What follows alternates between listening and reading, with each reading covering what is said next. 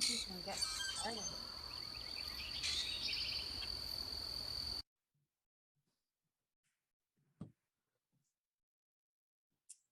So if you just joined us, you were listening to the morning course of our Tiger Creek Preserve. I'm so glad that you could all be joining us for this exclusive virtual field trip for our Legacy Club members. The preserve is located in Central Florida. And I'm excited to see that we have so many of you from all across the country joining us today as we get ready to explore a truly unique and biodiverse habitat. As Legacy Club members, we know that you care deeply about nature, and our ambitious conservation goals can only be reached with dedicated supporters like you standing with us.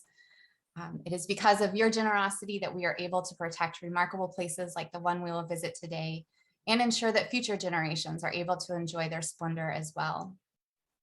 And as we prepare to mark the 30th anniversary of the Legacy Club, we want to express our sincere gratitude to all of you for your incredible commitment to safeguarding our natural world.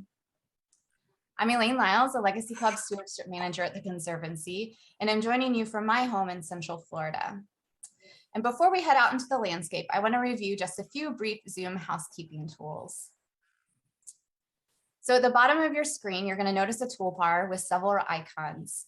In the far right, you will see a CC icon, and this is to turn closed captioning on or off at any time during our event. You'll also notice a chat icon, which many of you have already been using today, and this is where my colleagues are going to share helpful links and additional resources with you throughout our presentation. And in the middle of your toolbar, you're going to see a Q&A icon. Please click on this button to submit your questions anytime throughout our presentation today. We want today's event to be interactive, and we're going to try to address as many of your questions as possible. And a little bit different, we are going to have 2 question and answer sessions during our field trip. So about halfway through, we'll pause for a few of your questions. So no need to hold on to them until the very end. Go ahead and submit them as you think of them. And then after we conclude our field trip, we'll go back to your questions again at the end. And finally, we will be recording today's presentation and sharing with everyone afterwards. For 6 decades, TNC has been working in Florida. And during that time, we have helped to protect over 1.3 million acres and currently own and manage over 55,000 of acres of land across the state. And on this map, you will see 4 of TNC Florida's flagship preserves that are highlighted. These preserves, including Tiger Creek, where we're going to explore today, represent about 23,000 acres and are open to the public year-round. And this year, we are marking a half-century of conservation work on the beautiful landscape of Tiger Creek Preserve. Today, you're going to get to meet several of our conservation staff members based at Tiger Creek, but I would like to start off by introducing you to our field trip guide, Cheryl Millett. Cheryl has been with TNC for 17 years and has spent the last 5 years as the preserve manager at Tiger Creek. You'll often run into her hiking the trails at the preserve, and I can guarantee you that she's never without her binoculars. So Cheryl, I'll go ahead and turn it over to you. All right, thank you, Elaine. I'm so excited, and thank you, Legacy Club members, for coming on this tour with us today. I'm so glad you're here to celebrate the 50th anniversary of Tiger Creek Preserve's protection. And wasn't that a beautiful morning chorus to go with that photo of our longleaf sandhill habitat by a seasonal pond? I loved it. And now that you've peeked at Tiger Creek Preserve from the ground, let's step back and get a better picture of where it is in Florida to better understand this land that is shaped by water and fire. So first off, Tiger Creek Preserve is smack dab in the middle of the Lake Wales Ridge, which is an ancient island running about 100 miles north-south on the peninsula of Florida and a few miles across. It's right in the middle of the state, east-west, and you can see we're south and a little west of Orlando and northeast of Fort Myers. And what in the world am I talking about when I say we're on the ancient island of the Lake Wales Ridge? Well, I'm going to show you in this next map. And the map on the left shows 5 ancient islands in hatched and diagonally marked polygons. And you see from the inset of the map on the left that you've got the peninsula of Florida, and the grayed part is Polk County, the solid gray polygon. The zooming into Polk County, you see those high and dry lands on there that were deposited over 1 million years ago. And they were actual islands and refuges for the plants and animals on them.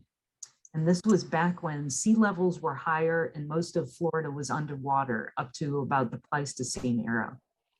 And the Lake Wales Ridge is the largest of those ancient islands, and it contains actual sand dunes with the high and dry habitats of scrubs and sandhills.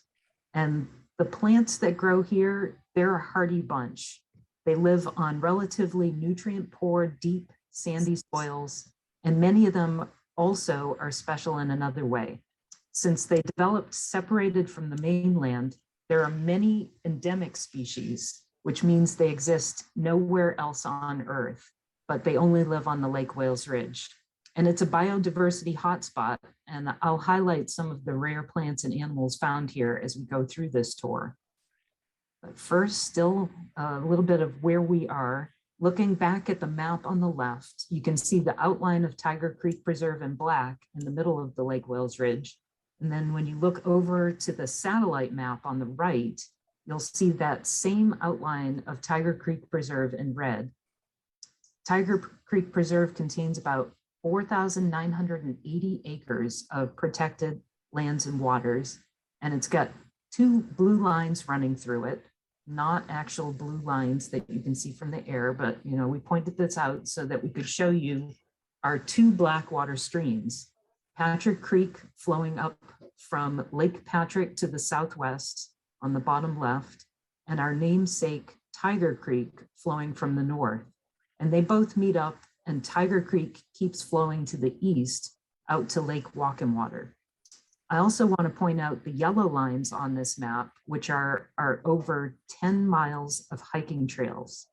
And just one last note about this map, if you look around the preserve, you'll see we're surrounded by lots on the west and the northeast, and those are largely orange groves, but also increasingly houses around us.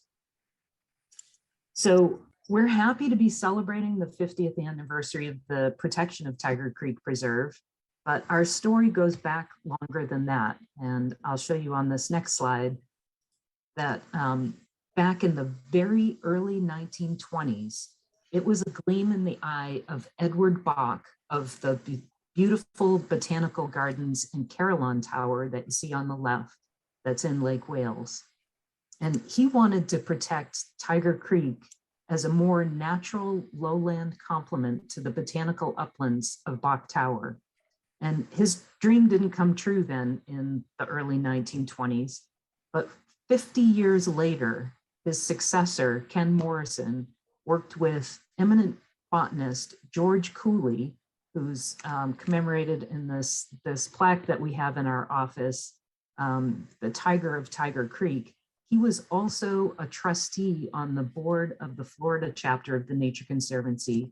And he and Ken Morrison built support from many, many individuals to protect the first parcel of Tiger Creek Preserve. And in 1971, the preserve was dedicated in a ceremony at Bach Tower Gardens. And we're partners with Bach Tower Gardens to this day. But Bach Tower Gardens isn't our only partner, and I'm going to show you a bunch of them on this next slide, because Tiger Creek Preserve has never gone it alone, because we recognize how critical it is to work with partners on a landscape scale. Just on the Lake Wales Ridge, which you see kind of stylized here on this map, our nearly 5,000 acres adds up to so much more working with our conservation lands partners up and down the ridge. And over time, more than 90% of the sandhill and scrub habitat has been converted to agriculture or built on, making these conservation lands particularly valuable. And this map shows the patchwork of different ownerships. You've got federal and tan, state and green, local and orange, and private lands in blue that work hand in hand with our private lands in purple, owned and managed by the Nature Conservancy.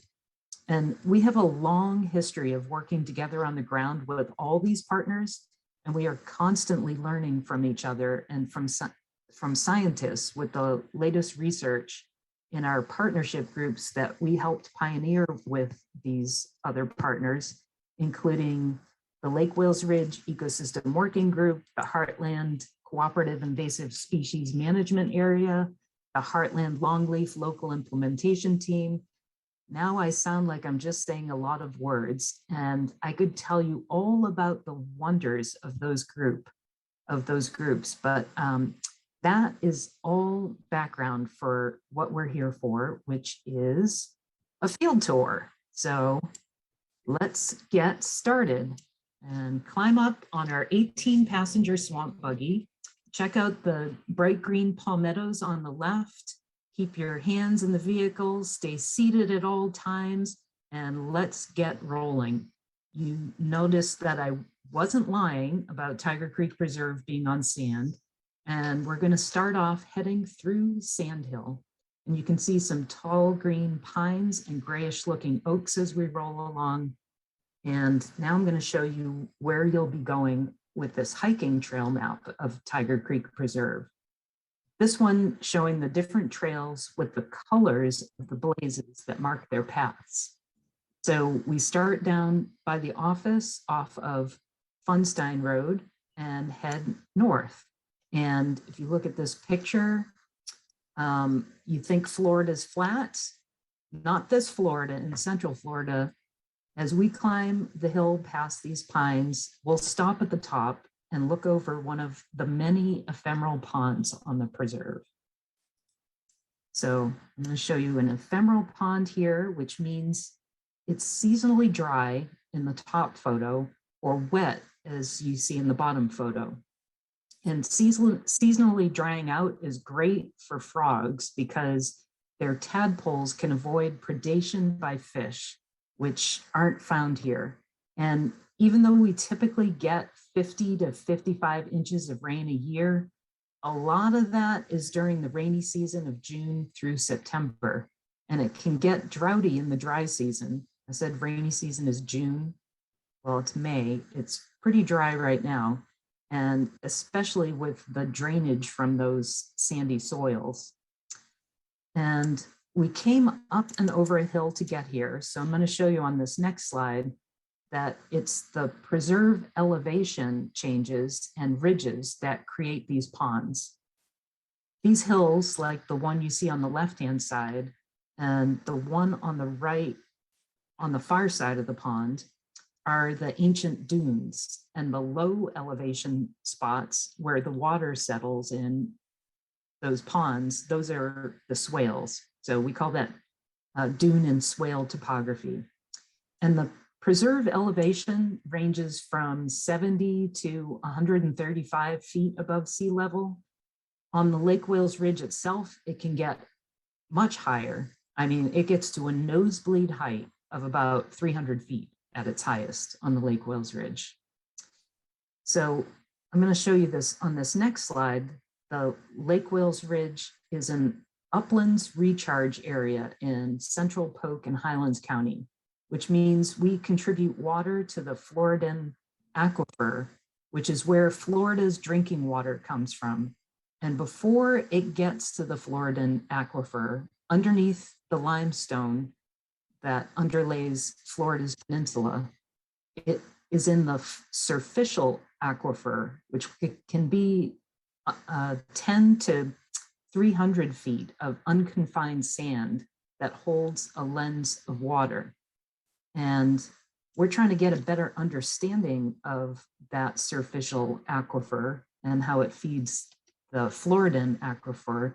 And in this next slide, you'll see one of our partners is the Southwest Florida Water Management District, which this year installed a surficial aquifer monitoring station here at the end of Heron Pond and at other places on our preserve.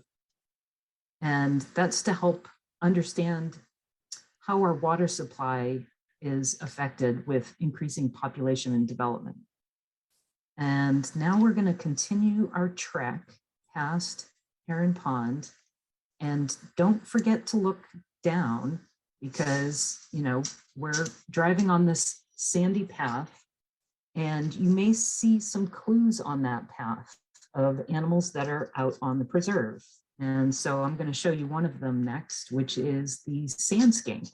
It's one of the many rare species that's here at Tiger Creek Preserve. It's a very seldom seen lizard with tiny limbs that swims under the sand and leaves behind tracks like what you see on the left. So mostly you're not going to see these little guys, but you'll see their tracks. And next, we're going to look up and we get this amazing look at a swallowtail kite circling by as it catches prey in the air like this one, or we may see one swoop down to get a lizard or other prey from treetops. These swallowtail kites, they nest on the preserve in the swamps every spring and summer. So they're here right now. And then they fly south to winter in South America. In Brazil, a lot of swallowtail kites are. And as we pass by Hidden Pond on our right, you'll see from atop our buggy a river otter playing in the water, or you might see it galumphing across the trail as it's moving from one wet area to another. So for this next part of our trek, I'd like to introduce you to Adam Peterson, our Central Florida Land Conservation Manager, who will take the wheel as we see the results of his team's land management. Hi, everybody. As Shmuel said, I'm Adam Peterson. I'm the land manager here at Tiger Creek, among some other properties. And just continuing our tour here, the red dots show we've been headed further north on our trek and noticing just how much this is a fire-dependent ecosystem. And what do we mean by that? Well, Charlotte said that this is a land shaped by water and fire. Landscape was evolved with fire and depends on its nourishing effects.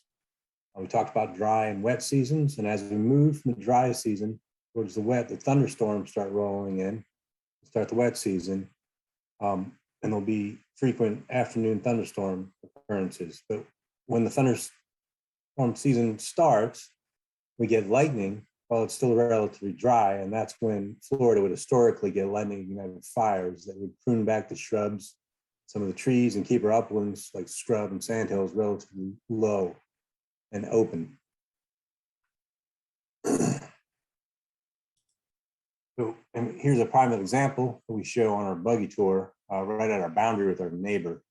You might think that the tall, thick vegetation on the right side is the ideal side, but that's not how it works in Florida. The tall, thick trees and shrubs blocking much of the sunlight to the ground, which means a lot of Florida species that require to be low and open get shaded or crowded out. Back when we began stewarding this land, the left and right side looked the same. The left side is a result of decades of prescribed fire management, carefully returning fire to the system to open it up, the area, to sunlight, and allow for the seed bank of the diverse ground cover species, many of them rare, to flourish.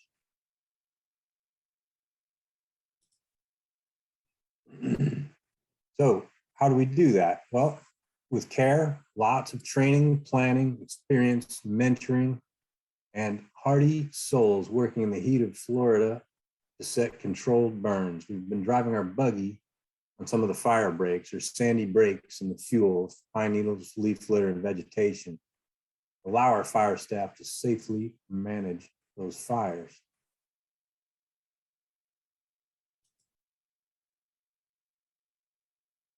And so at the bottom right is some of the planning that goes into a burn with fire weather, roles, equipment, habitat types, contingency plans, all taken into account.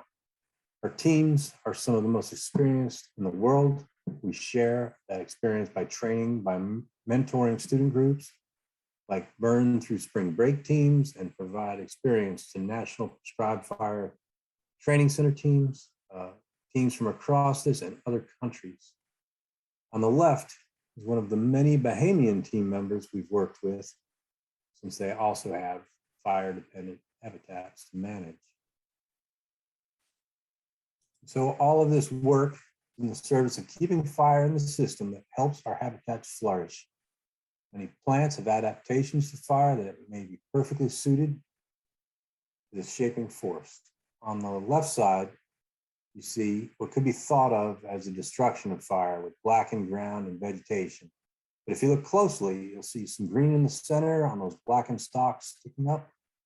With many fires, not everything burns uniformly, and so there will be green growing plants remaining, which is evident in the upper right photo.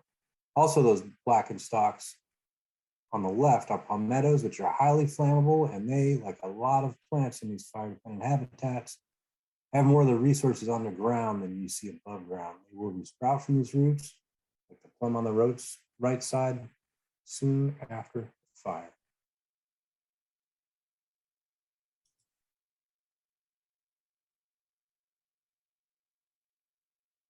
Thanks. Oh, Cheryl, you're muted. I was saying, thank you, Adam. You mentioned fire dependent plants, high biodiversity and rare species, and all these help make Tiger Creek Preserve a botanist paradise. It's no accident that a botanist, George Cooley, was among those who spearheaded the preserve's protection in 1971. So let's look at some of those blooms, and we're gonna breeze through them, but I have to share a whole bunch with you because we've got two main pulses of wildflower blooms in spring and fall, but there's something blooming just about any time. And right now we've got prickly pear cactus blooms, which attract a multitude of pollinators. On the right, sky blue lupins are among the flashy signs of spring. And they also flourish a year or two after their habitat's been burned, stimulated by fire. Florida blue curls are blooming right now, and later in the year, we'll see one of our rare species, Carter's mustard, flowering. And in this next slide, we could climb down from the buggy to get up close and personal with these blooms. You can't help but be dazzled by the colors and shapes. But if you look at the background of most of these photos, you'll notice open sand behind. These plants really do rely on fire to keep the habitat open, to allow them sunlight and space to grow. And every one of these has a story, but to show you more of the beauty, I'll keep it to this. In the bottom left, the partridge pea is a legume which provides food for a lot of wildlife, including the always fun to see northern bobwhite quail. Okay, we have so many gorgeous blooms that I can't help but show so many of them, hoping to also entice you to come visit in person and see them yourself. Some, like the ghost plant on the left, are special because they have no chlorophyll, but they live by decomposing material underground, and that's where they get their nutrients, but they still have flowers. And the Florida paintbrush is one of my favorite scientific genuses, Carphephorus, because it's fun to say, and it's one of the amazing fall blooms. And on the right is the pygmy fringe tree, a rare species that puts on a show in April, but is relatively sedate the rest of the year. And then finally, all of these are on this next slide are ones that you could see right now at Tiger Creek Preserve. And for those of you who know your botany, you know the feather bush in the middle is in the Ericaceae family, which also has blueberries. And right now, blueberries are just starting to ripen up, which provide food for wildlife and a little encouragement to the field workers out in the heat of summer. All right. Whew, we're already on a whirlwind of the tour, and we've got a lot to show you. But let's take a rest with another species that Tiger Creek Preserve supports, the gopher tortoise, which in turn supports over 300 species who use the burrows it digs in the sand. Gopher tortoises are animals that also rely on fire. The fire keeps their habitat low and open so they can get around and forage on the ground cover species that flourish in those open areas. So if you have any questions now, this is your first chance. We'd love to hear them. Thanks, Cheryl and Adam, for this first introduction. And we've had quite a few questions already coming in, and I just want to encourage people to continue submitting your questions. We're going to try to get through as many as we can. And while you're doing that, Cheryl, for our first question, we've had several actually come in regards to what we've already been looking at in terms of vegetation, and then also some curiosity about invasive species. So I'm going to wrap a couple of things into one, and you can try and address All right. a few things. But people are wondering, you know, especially on those first slides, as we were going through the ephemeral pond area, is that vegetation we're looking at mostly native? And then people are wondering, Yes. how do you handle invasives, and are there any that are particularly problematic? Those are great questions, and most of the ones that you were seeing are native. We do have invasive species that we deal with. Florida is it's a very amenable habitat, has many habitats that are great for invasive species from different parts of the world. And so we're spoiled for choice. So we focus on the species that have the biggest impact on our ecosystem functions. So one that we deal with at Tiger Creek Preserve is Kogan grass, which is a grass that it actually, if you ran your hands up the leaf, it would feel very rough on your fingers because it's got silicates in it, which is what makes up glass. So it's very sharp feeling. And that grass is not palatable to a lot of wildlife. It also is super flammable. So the fires that are really important for managing our lands get too hot and will burn. It can get so hot that it will burn out the seed bank, so that the native flowers don't come back. And it also can choke out other species there, so that gopher tortoise, for instance, would have a hard time getting around with Kogan grass around. We've got others that we could talk about, but you can tell I could talk all day about them. Sorry, people need to come visit. Yes. And as we're talking a little bit about the wildlife, and this relates to the gopher tortoise because I know they share burrows. Are there any eastern indigo snakes at the reserve? So I've been here for 17 years, you said, and I have not had the good fortune to see any indigo snakes at Tiger Creek Preserve. I have seen some on the Lake Wales Ridge on other properties. Adam has seen one as recently as 5 years ago, he was saying. So we do have habitat for eastern indigo snakes, but we don't see them very often there. Right. And I think we'll do one more question now before we get back on our buggy and keep going.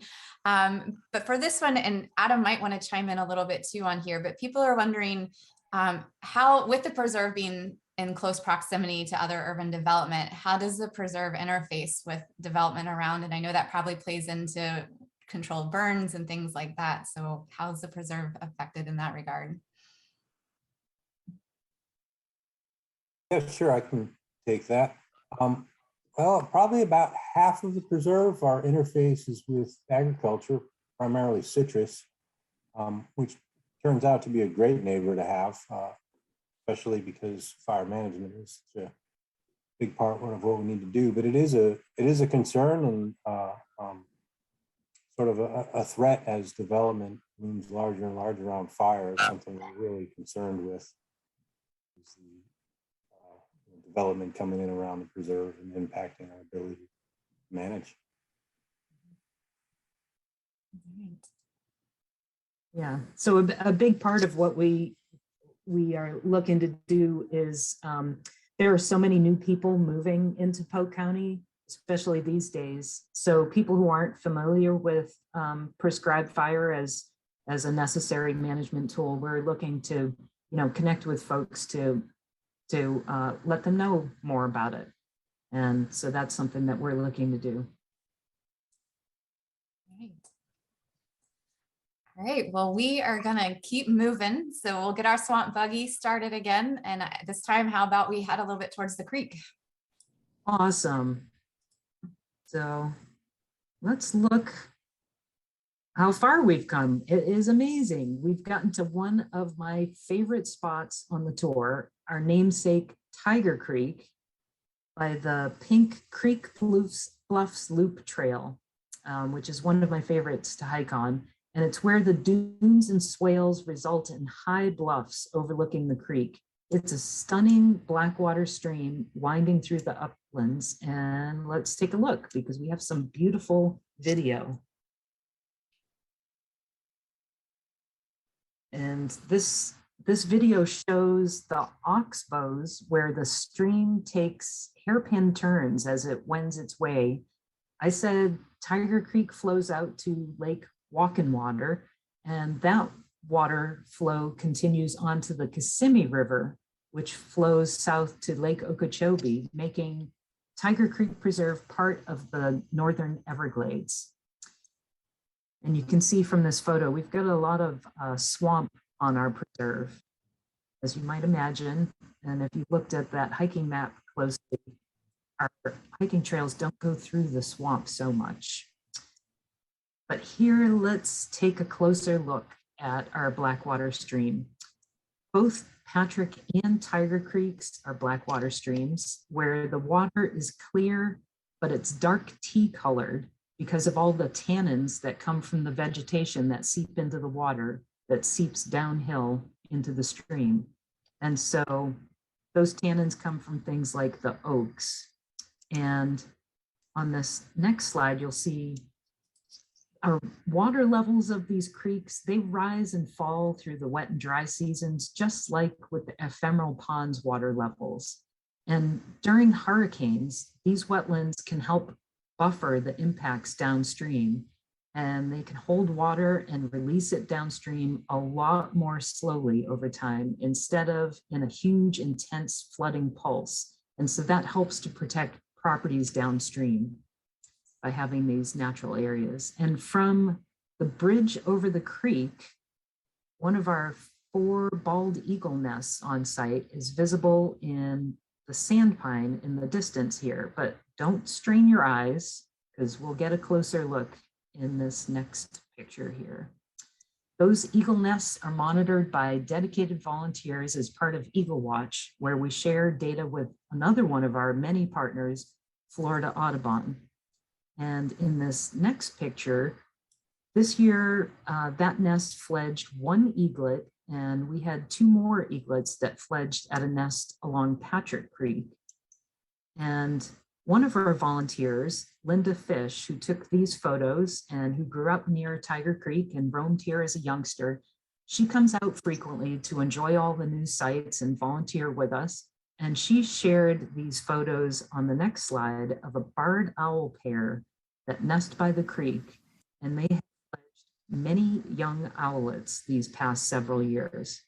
And they're just some of the many animals supported by the preserve. And if you're lucky while you're hiking, you'll get to see them.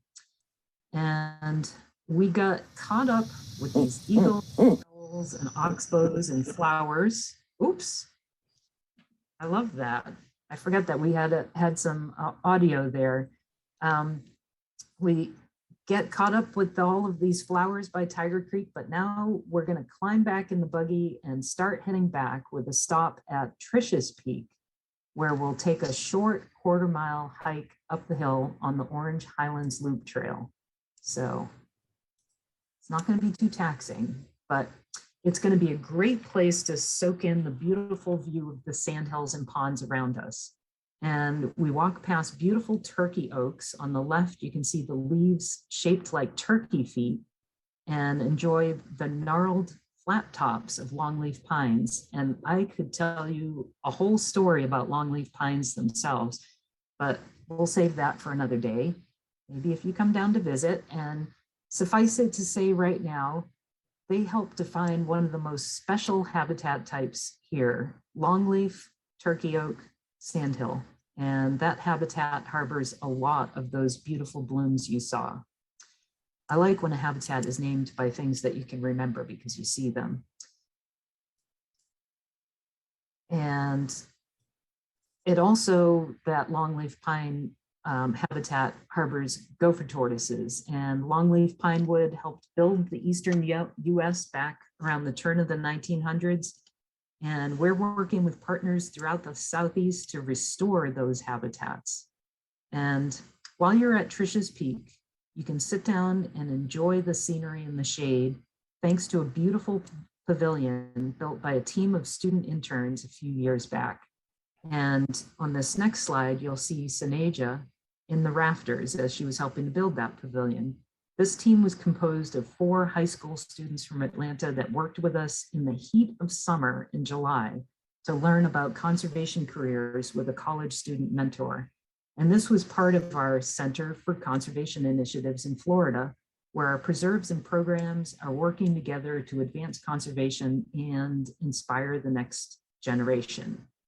And the Center for Conservation Initiatives has 4 initiatives. The first is advancing our natural resource management. That's the stewardship work that everything else is built on. Developing our future conservationists is professional training and mentorship. Cultivating discovery is the research to better understand it all, to better manage our lands and waters. And connecting people in nature is our outreach, education, and volunteer work.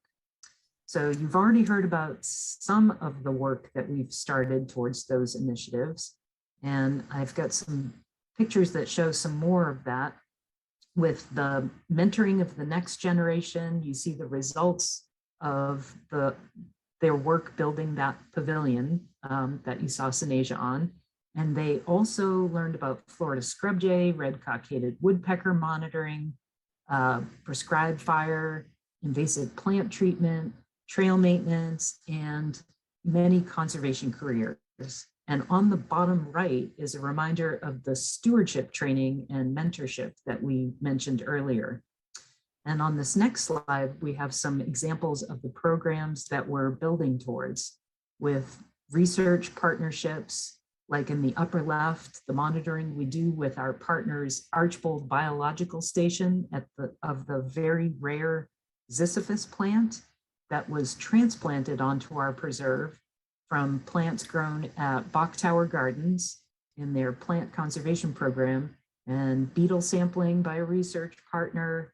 We're also building our capacity towards connecting people with nature, with volunteers who do everything from monitoring birds to building fences, as you see on the lower left.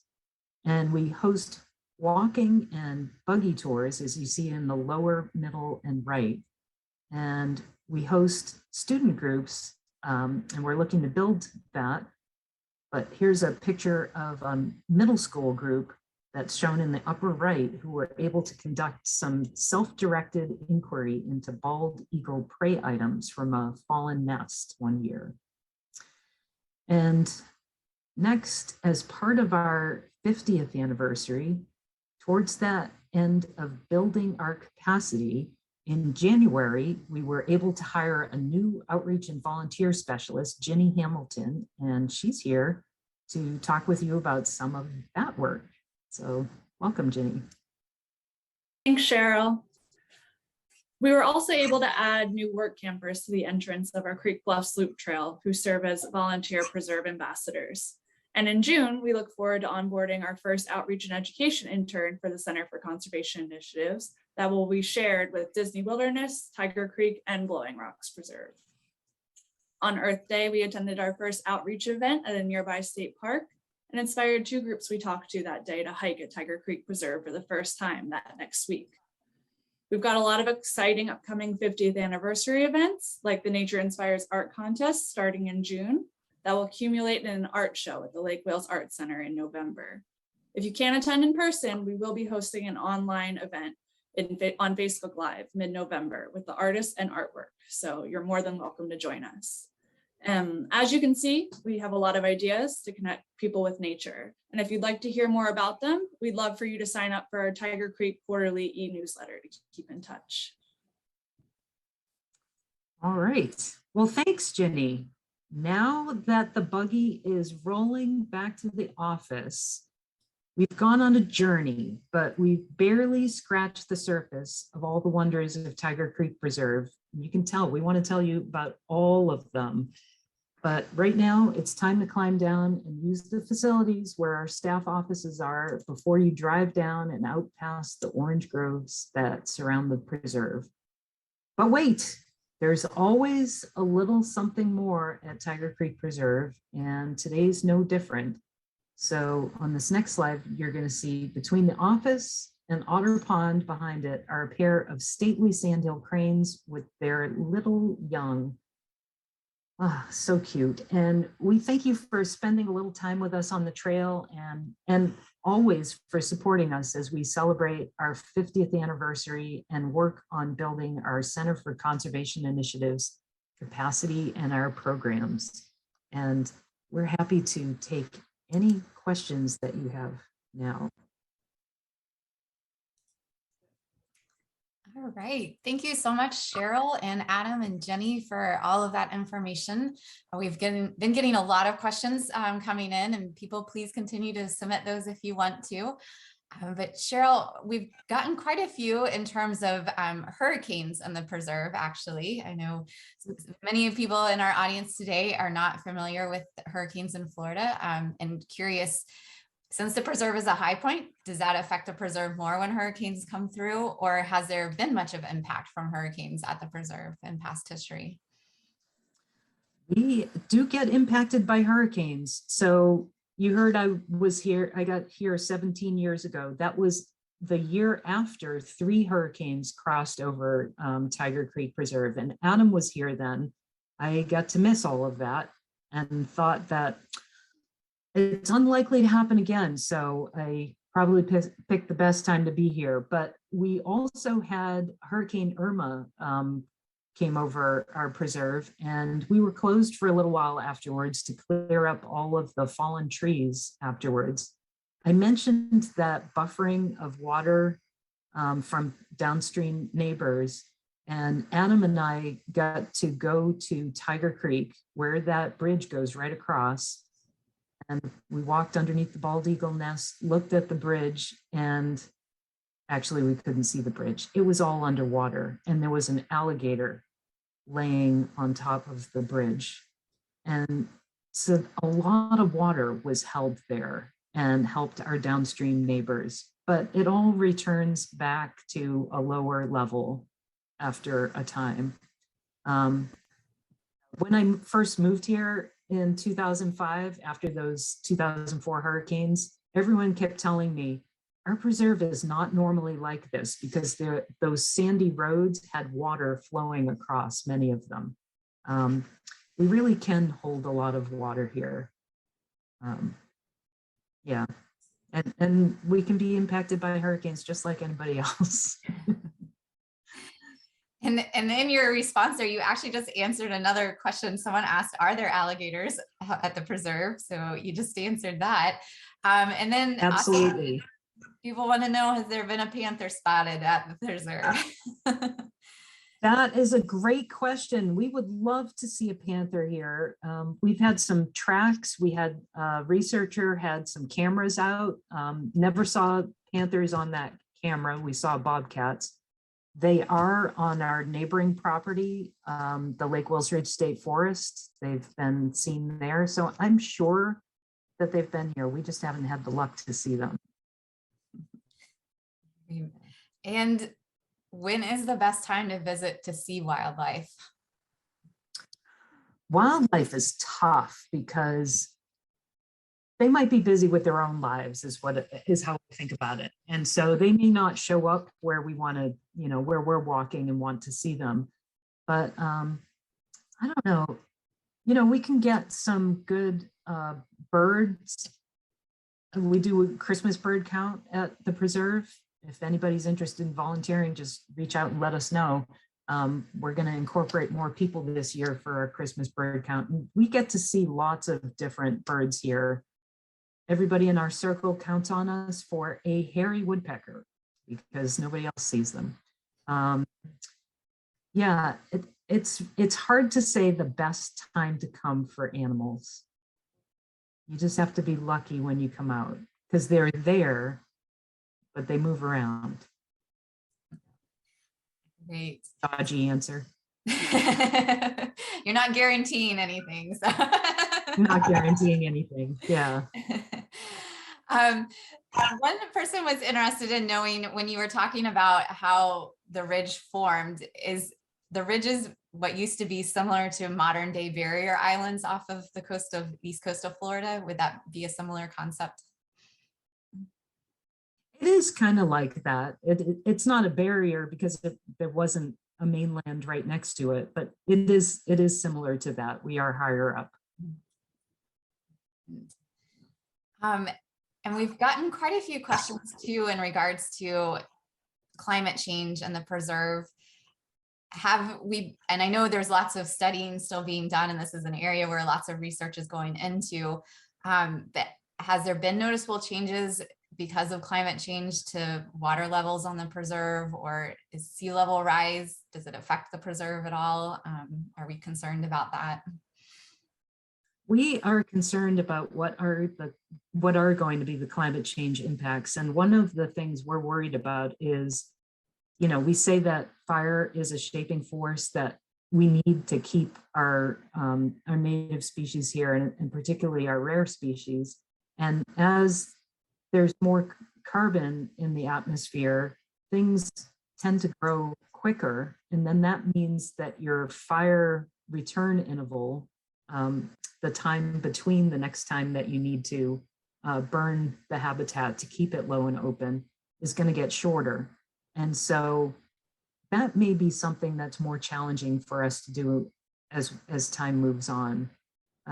We have noticed some hydrological changes on the preserve, but I'm not sure that it is related to climate change per se.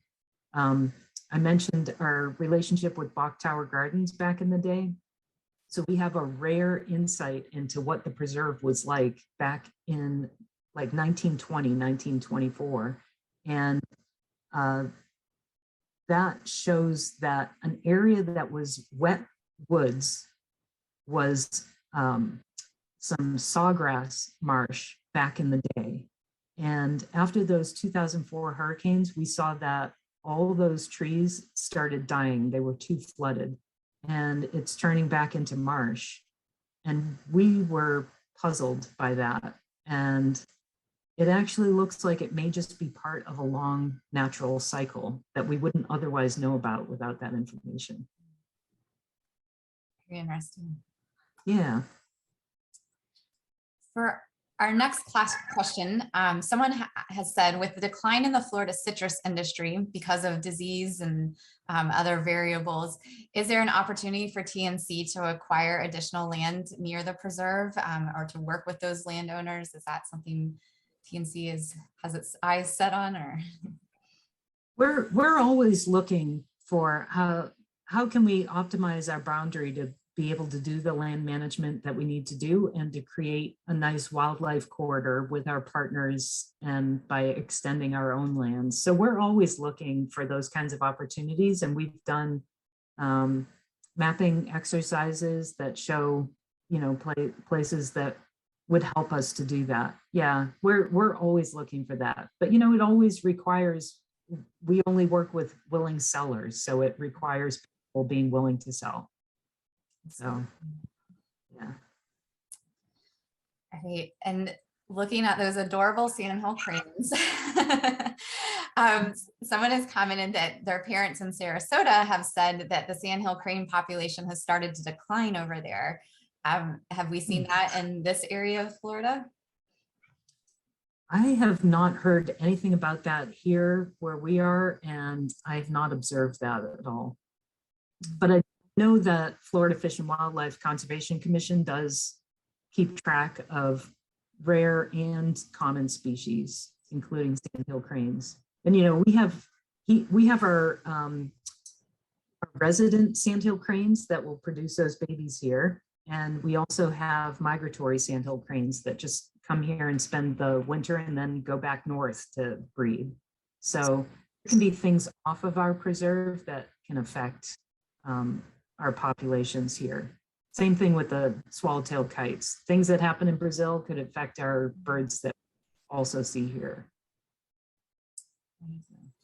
And sticking with the And- bird theme for a little bit, Mhm. how's Yeah. the red cockaded woodpecker population? Well, we don't have any red cockaded woodpeckers at Tiger Creek Preserve. Adam actually works with them up at our Disney Wilderness Preserve. He puts in nest cavities for them. So one of the reasons we don't have them at Tiger Creek Preserve is we don't have enough longleaf pine of a big enough diameter to support them. And so they require is those trees and also the ground cover species around them that support the insect populations that they need. But at our Disney Wilderness Preserve, they do have a lot more longleaf pine habitat there. Ours is much more sparse, and it's something that we're looking to restore a little more in the future. And who knows, maybe we'll get some. All